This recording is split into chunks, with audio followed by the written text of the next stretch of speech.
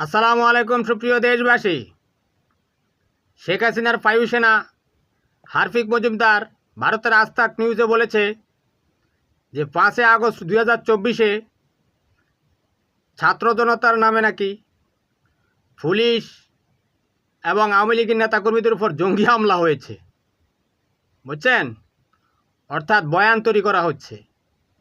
ওই যে জাতিসংঘের রিপোর্টে সাধারণ ছাত্র জনতার উপর গুলি করে প্রায় 1400 জনকে হত্যা এবং প্রায় 30,000-এর মতো পঙ্গু এবং অন্ধত্ব বরণ করেছে, সেটাকে ঢেকে দেওয়ার একটা ন্যারেটিভ আর কি, মানে বয়ান তৈরি করা। অর্থাৎ তারা ভবিষ্যতে বলতে পারবে যে আমরা জঙ্গি হত্যা করেছি। এখন থেকেই তারা সেই প্রপাগান্ডাগুলো চালিয়ে যাচ্ছে এবং হোমওয়ার্ক করছে।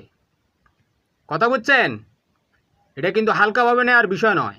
মানুষকে হত্যা করার আগে তার বয়ান তৈরি